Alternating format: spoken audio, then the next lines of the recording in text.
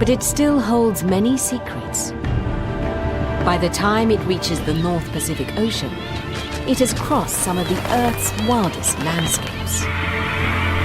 From the rolling grasslands of Mongolia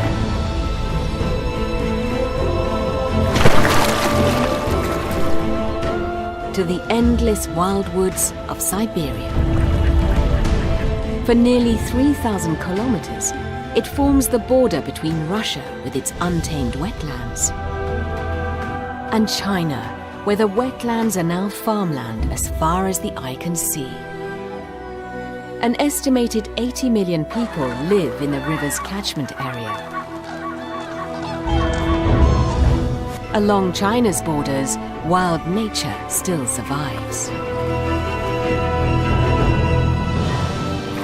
And from its remote corners, wildlife is beginning to return.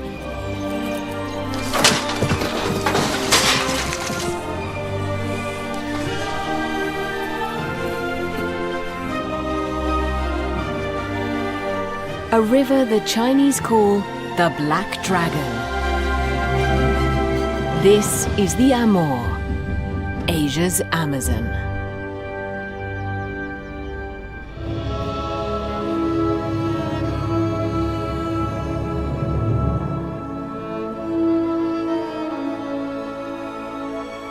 If ever there was a place that deserved to be called a wetland, this is it.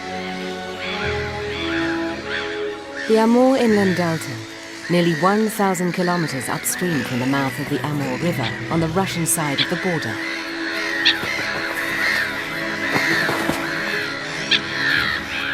This river basin boasts some of the largest and most pristine wetlands on Earth.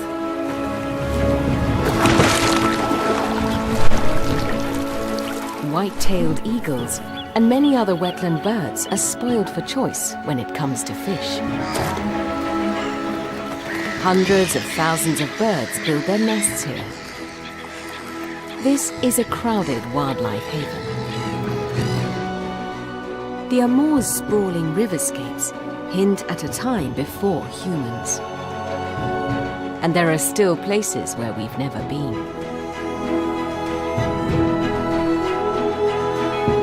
The Amur River has a rich labyrinth of thousands of channels and islands.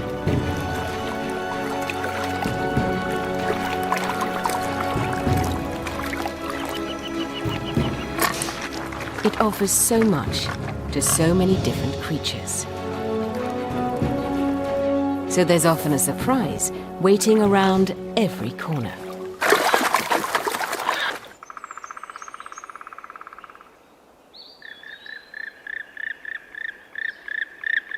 A pair of white-tailed eagles adds another layer of twigs to last year's nest.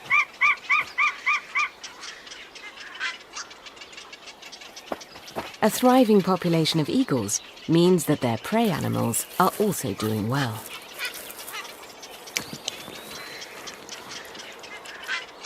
Their main diet is fish. But if they miss out on a catch, other smaller birds could be on the menu.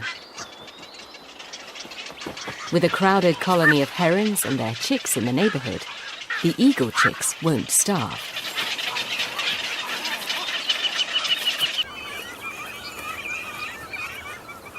And of all the fish hunters here, cormorants have a reputation as the most voracious.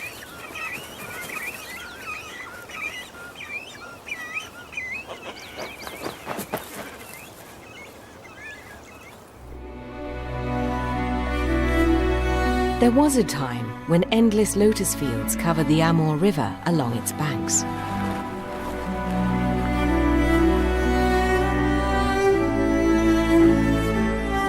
Today, this wetland wilderness ends at Russia's border with China.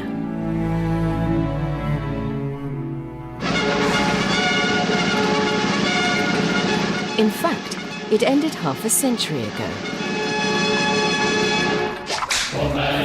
To conquer the Great Northern Wilderness was a campaign during China's Cultural Revolution in the 1960s. There was a mass migration of people from the densely populated south to the wild frontier that stretched between the Amur, Songkhla, and Ussuri rivers.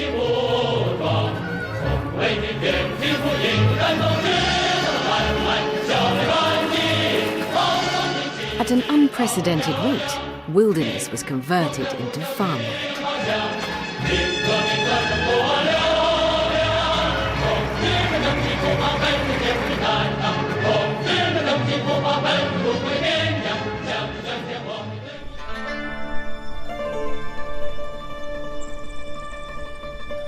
Half a century later, the wetlands of Manchuria are now rice fields.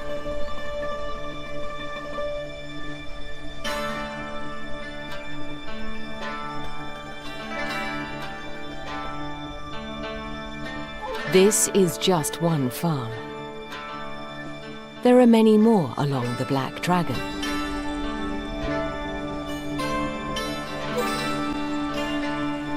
The region is now China's top grain producer, feeding millions. The Amur-Songkhla Delta has become a frontier for industrial farming.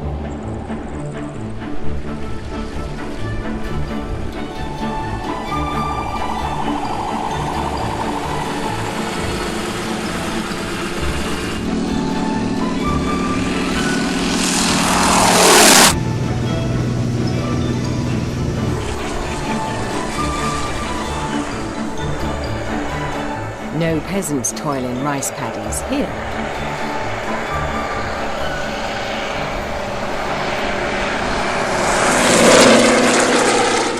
Rice production is now a sophisticated, super-efficient process. And any wildlife that still survives here tends not to be that big.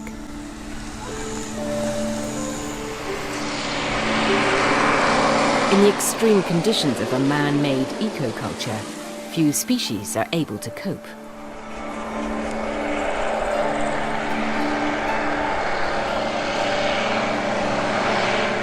But when nature threatens man's rice fields, man fights back.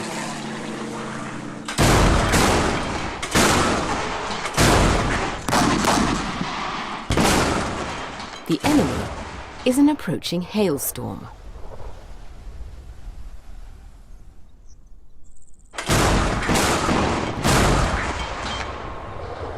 The farmers can only hope that the silver iodide rockets will dissolve the hail before the crop is destroyed.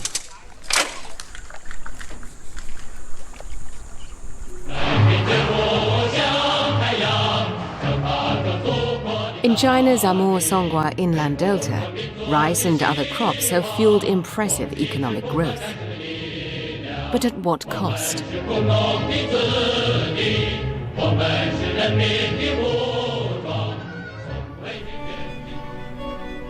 China's leaders recognize that a healing process is needed and have begun wetland conservation efforts.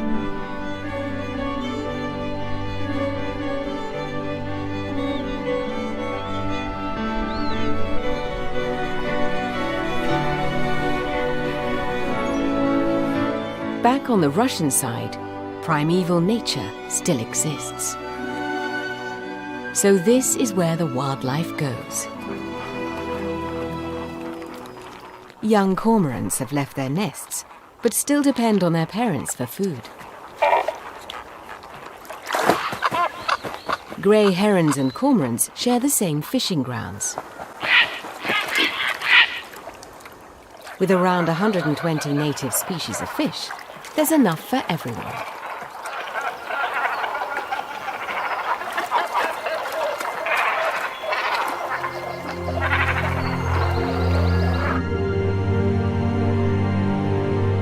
One of these fish, the grass carp, also known as the white amur, is now found in commercial fisheries around the world, including Europe and the United States.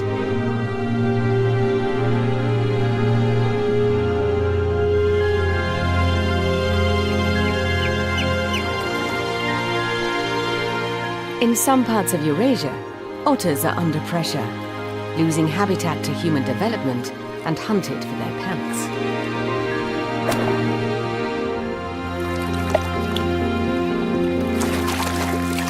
But in the Amur River wetlands, there's plenty of fish and other small prey for them to hunt and thrive. While otters are pretty widespread around the world, another fish hunter is only found here. A strange creature that's been around since the age of dinosaurs.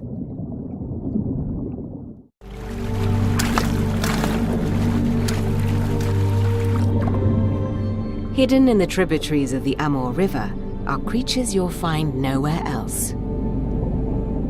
The Chinese soft-shell turtle lived side by side with dinosaurs 65 million years ago.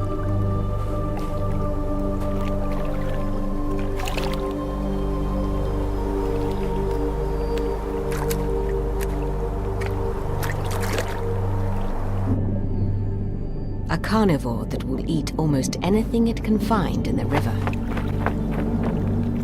It uses its long nose like a snorkel.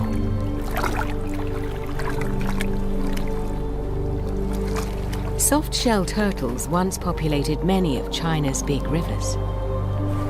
But now the Amur River is one of its last natural refuges.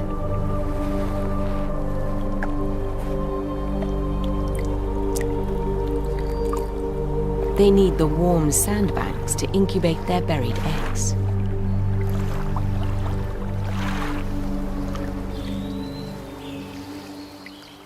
Another rare fish hunter depends on the safe breeding and rich hunting grounds of the Amur River's Thousand Islands. The red-crowned or Manchurian crane has been revered as a symbol of happiness and long life by many cultures in the Far East. China's emperors protected the crane as a national bird. Today, wild red-crowned cranes breed on the Russian and Chinese sides of the Amur Basin.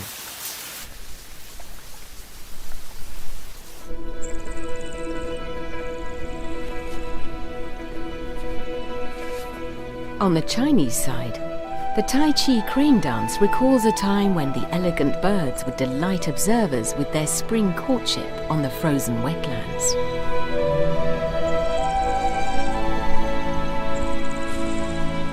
Today, the cranes delight more people than ever.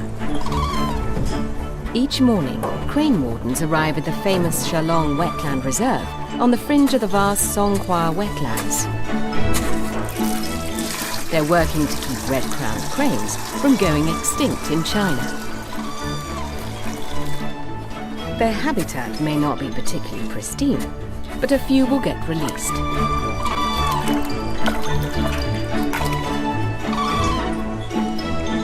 In the hope that they may join the wild flocks already nesting in the reserve.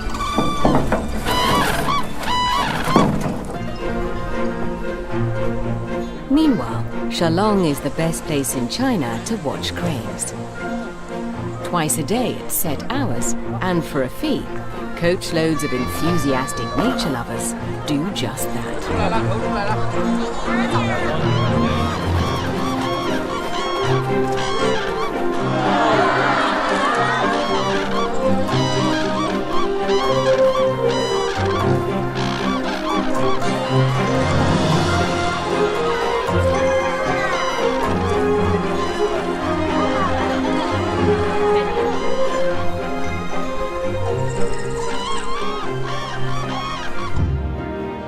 The Songhua is the Amur River's biggest tributary.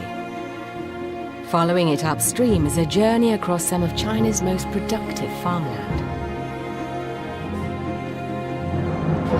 But as it approaches North Korea, the land becomes more wooded.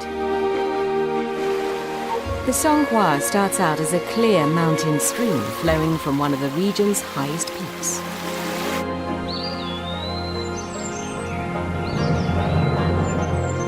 Changbai-shan is an active volcano. Its slopes are draped in steaming subtropical forest. And not so long ago, this was tiger country.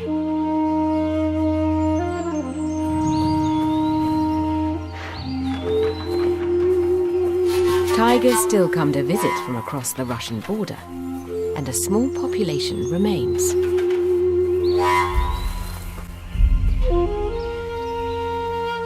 Deep inside these forests, species from China's deep south meet others from beyond its northern border. The paradise flycatcher is a bird of the subtropics.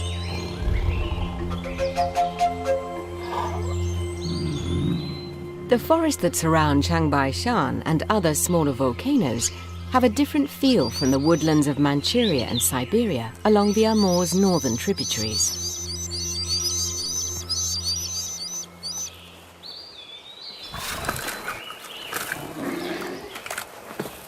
The Asiatic black bear mostly feeds on plants, and though it prefers to avoid humans, it can be aggressive, fast, and dangerous.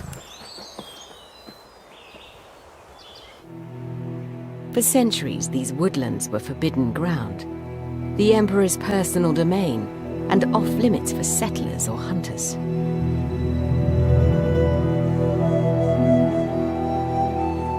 Mossy assemblies of lava rocks create enchanted spaces, reminiscent of prehistoric ruins.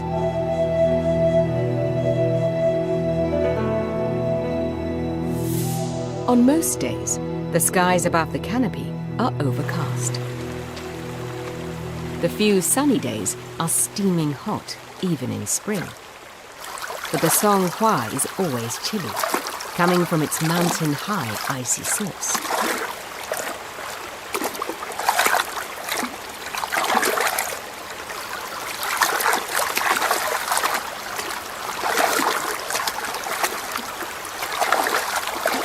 There's not much fishing to be had here, but for an omnivore, these forests offer an enormous range of herbs, roots and wild fruit, many of them unique.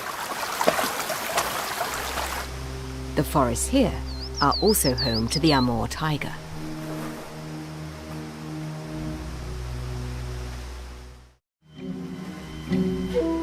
The forests along China's eastern border that extend into Russia and North Korea are virtually a no-man's land, which makes them truly wild and a great territory for the tiger to hunt.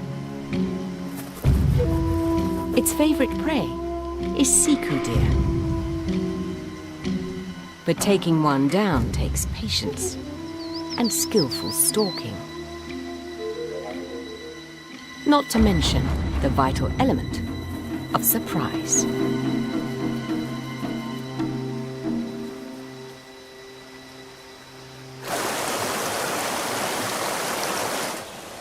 Beyond the barbed wire is North Korea. The only people that pass through here are the border patrols. On both sides. The canyon at the border is built with thick layers of volcanic ash, around 90 meters deep. The Amur River has sliced its way through the solid ash, flushing huge piles of sediment down into the lowlands. At lower levels of the Chiangbai Shan volcano, the forest is rich and dominated by Korean pine. The river tumbles over basalt rocks and old layers of ash and lava, a reminder of China's fiery past.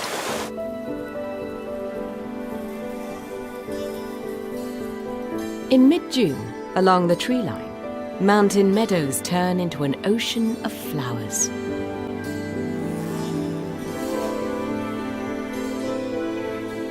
Serene mountain lakes are home to two savvy hunters. Both the sable and the otter find rich hunting grounds up here. Related to the pine marten, the sable is an omnivore that will eat most things, from berries to small mammals. Its fur has always been highly prized. Both make the most of the ice-free summer months. The Songhua River starts here. Also known as the White River, it eventually joins the Black Dragon. These waters flow directly from Heavenly Lake deep down in the volcano's huge crater.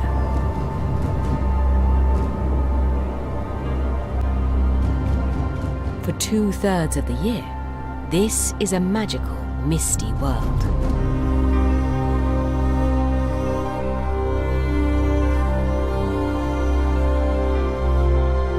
Chiang Bai-shan's last recorded eruption was in 1903.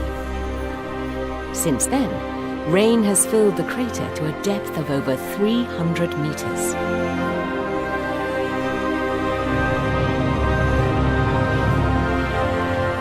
Heavenly Lake is shared by China and North Korea. Both nations have always regarded it as a mystical place and a natural shrine. Further north and close to the Russian border, a small tributary of the Ussuri River rushes over volcanic rocks.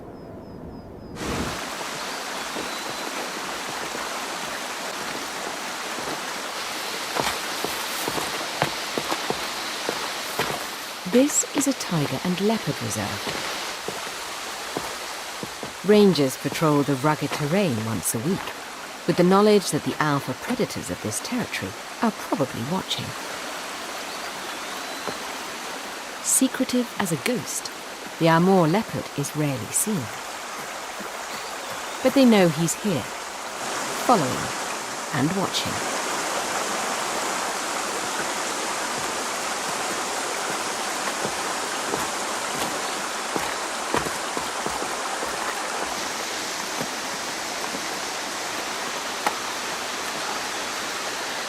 The rangers place camera traps in select places to gather fresh evidence of wildlife. But they often stumble on other evidence that's not so fresh.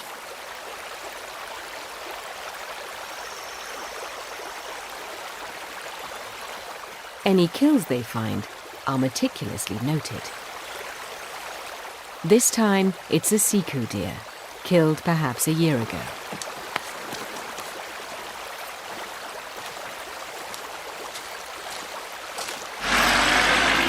This is a remote region, hours of driving from the nearest provincial town. Access is strictly controlled. It's a protected zone.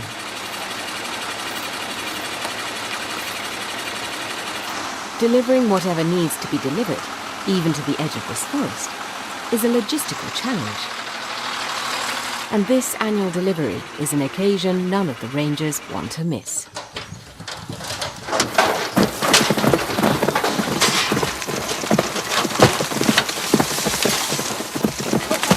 Releasing Siku deer into the wild is a gift to the forest and its big cats.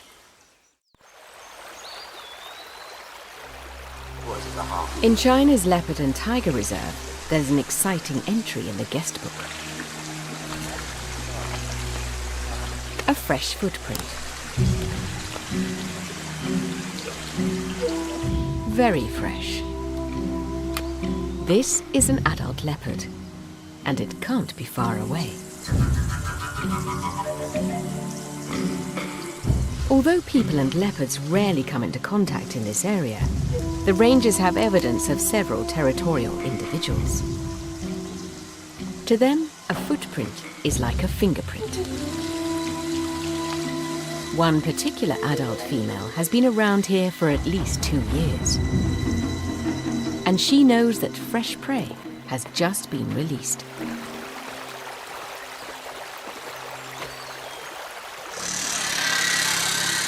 Left behind during China's Great Leap Forward, a half-deserted village serves as a base for the park rangers. Here they gather to see the latest pictures from the camera traps.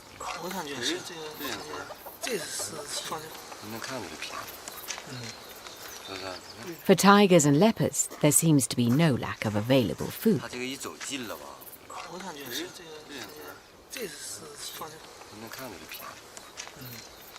A brown bear with a radio collar is an old acquaintance.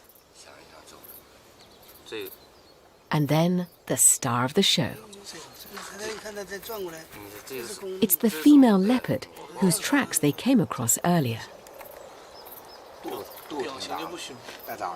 But there's more. She's not alone. The camera trap provides evidence of 2 baby leopards. The first ones documented to have been born on Chinese soil for possibly half a century. For years, the Amur leopard has been on the brink of extinction. China's new conservation efforts may just help it to survive. Many of the mountains across the Amur Basin are features of a vast volcanic region. Volcanism has been a major force in shaping the Amur River Valley. For 300 million years, the Pacific Ocean floor has been slipping beneath the edge of the continent, with enormous volumes of rock and sediment melting in the deep.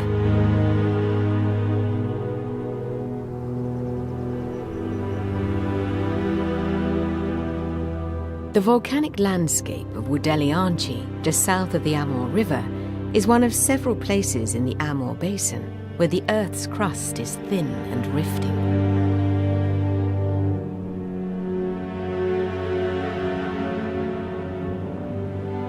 3 centuries after the last major eruptions, the quickly eroding lava blocks are colonized by lichen, mosses, and other pioneer plants. As soon as plants take hold, animals quickly follow.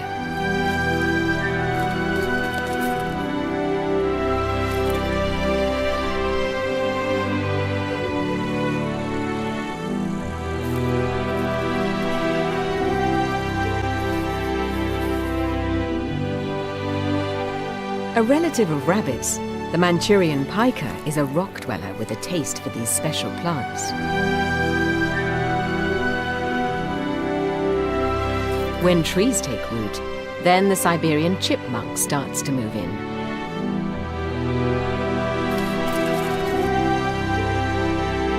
And huge spiders cast their webs like nets high in the air.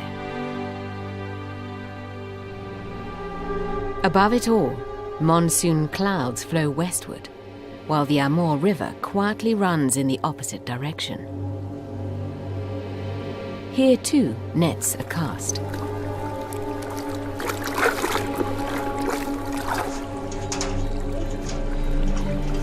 From both the Chinese and the Russian banks, fishermen work their way to the middle of the river. Or as close to the middle as they can get away with. They're under constant supervision from both banks.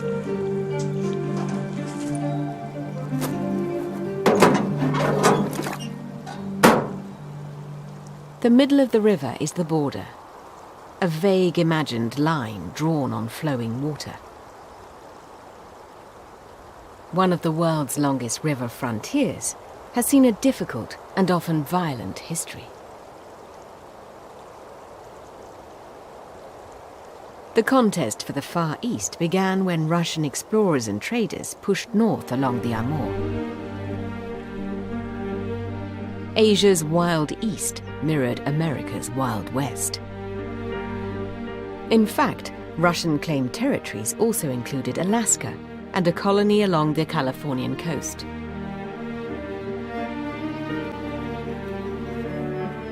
The early pioneers came in the hope of making a fortune in the wilderness.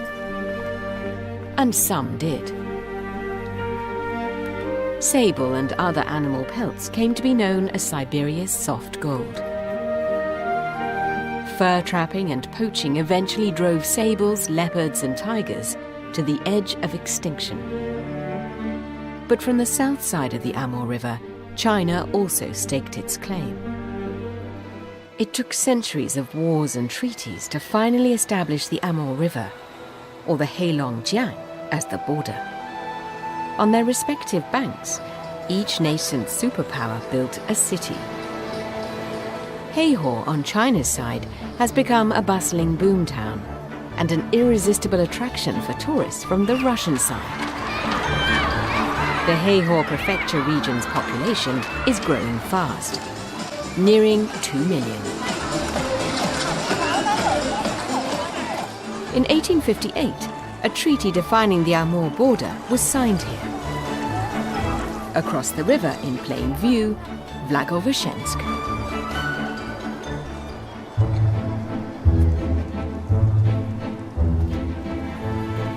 No bridge connects the two neighbours. Some monuments along the esplanade hinting at a certain official distrust.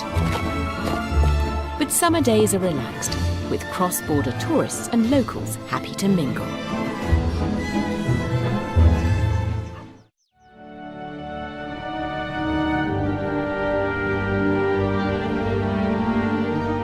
The weather can change suddenly along the Amur River, and a massive monsoon front rolling in from the Pacific can transform the riverscape beyond recognition.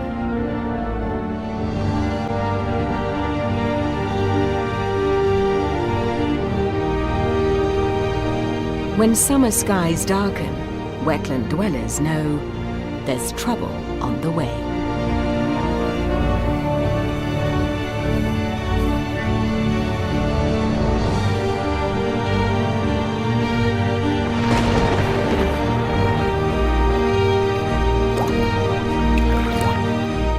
Sometimes in midsummer, the clouds keep coming and coming, and for many weeks the rains are relentless.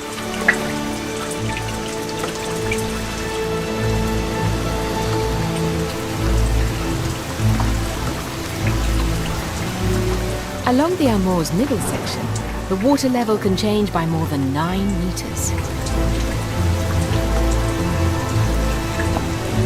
When that happens, the Asiatic black bears make their way to the treetops.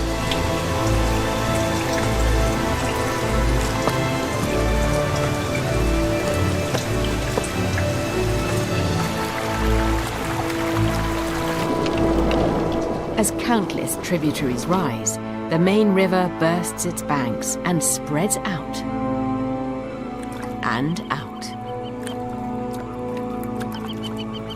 Only the young cranes that have learned to fly escaped the flood.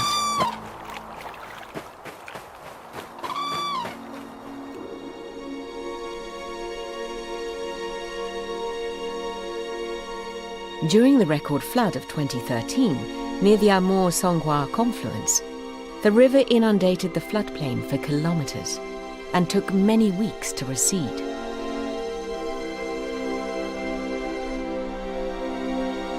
An extreme flood like that may occur once in a century.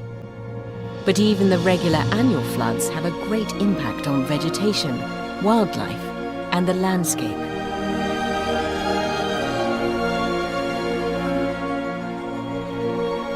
These floods are unpredictable and affect all equally. They can hit both the Chinese and Russian towns.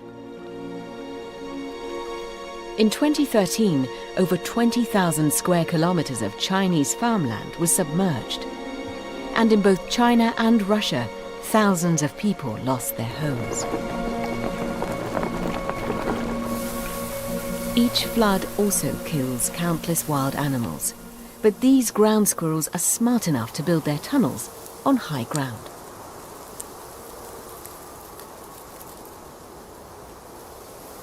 It's not the water that worries them, but more the threats from above. This time it's only a heron. False alarm.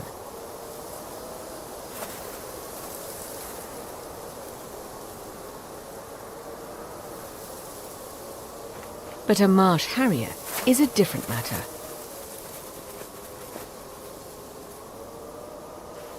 Unlike other hawks, harriers rely on their hearing as well as their vision to capture prey. They hunt low to the ground, and the squirrels need to be constantly on guard.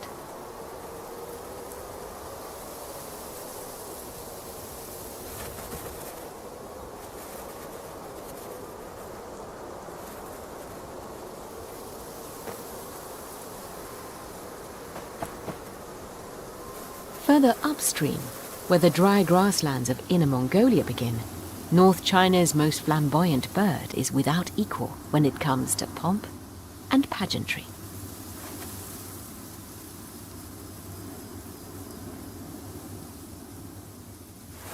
The great bustard is as spectacular as it is shy.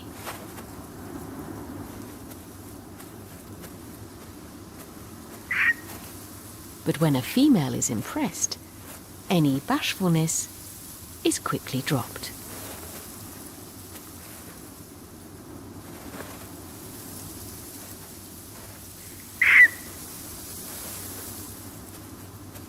Cutting a dashing figure while no other male is nearby.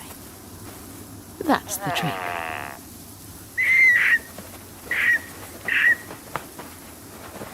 But intimate moments are rare in the open grasslands. Neighbours seem all too willing to stare and share any romantic moment.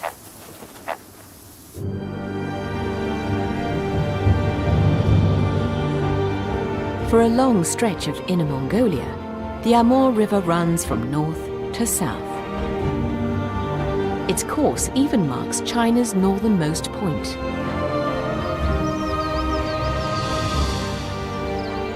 In China's extreme north, the forest has a Siberian feel.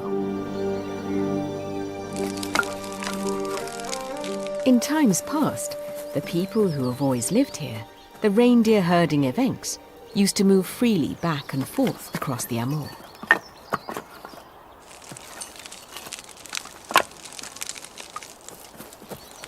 They keep their fires burning day and night. The animals seem to know that the smoke protects them from the mosquitoes that plague them in the woods.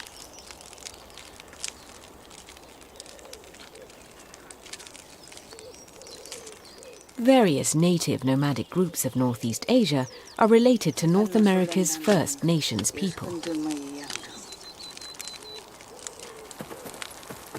Following the 1917 Russian Revolution, the borderless nomadic lifestyle of the Evenks and other native people was ended.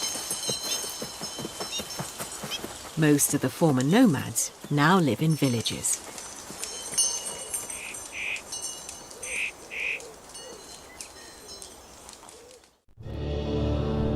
On the Russian side of the Amur, many tributaries flow down from the mountain ranges that form the Amur Basin's northern watershed.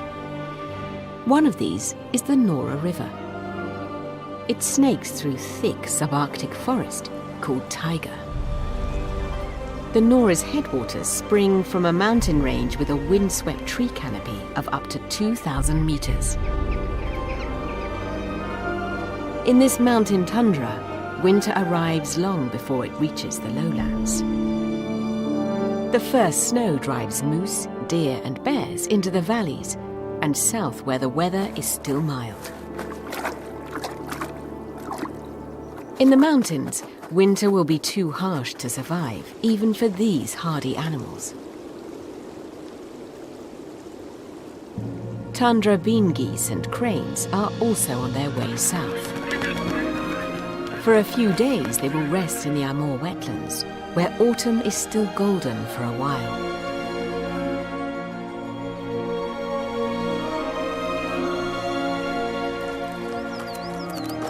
Before withdrawing to its winter cave, a young Asiatic black bear enjoys the last sunny days in the Nora Valley. Day after day, migrant birds pass over on their way to China.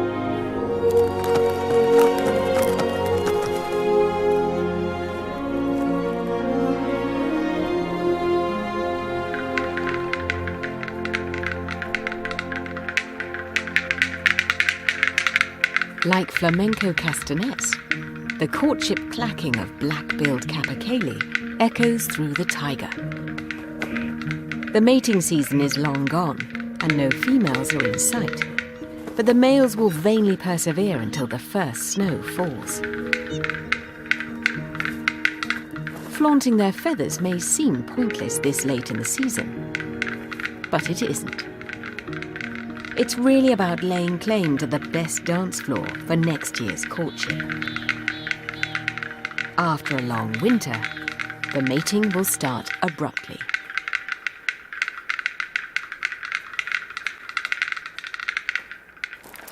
With winter coming, the chipmunks need to fatten up while they can, and at the same time store pine nuts in their dens.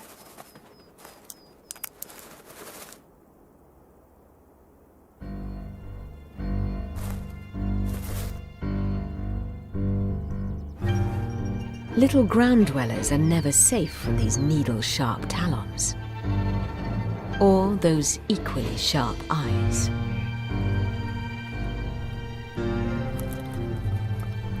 This look doesn't bode well.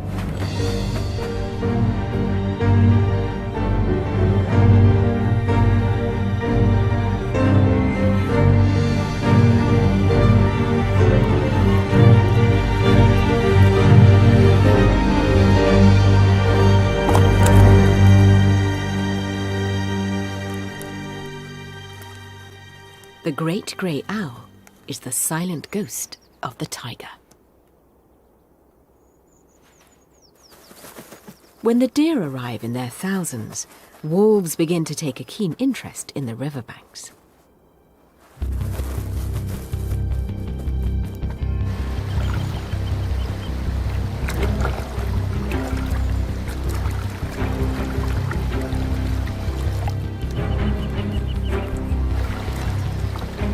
The first group takes the plunge. They'll land way downstream, but they're never quite sure where to get out.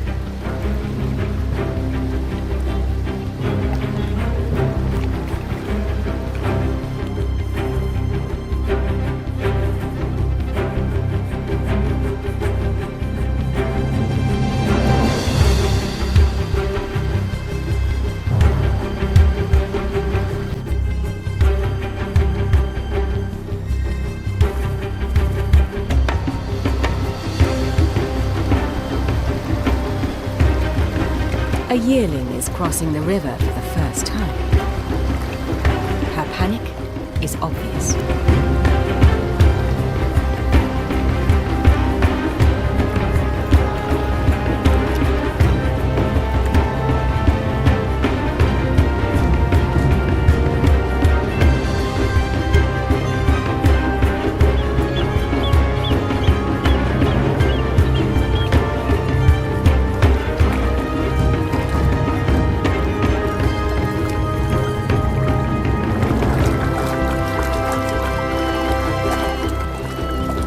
To make it across, young animals often need encouragement from the older ones.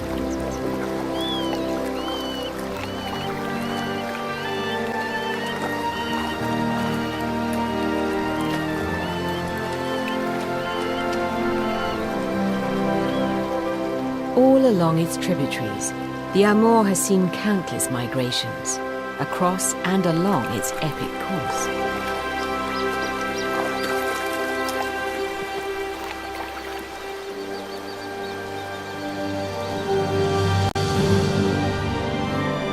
Over millions of years, the Amour River has seen landscapes, climates, and species come and go. Time and again, one of the planet's greatest rivers has changed its course and its face. Ancient as the Black Dragon may be, it still flows strong.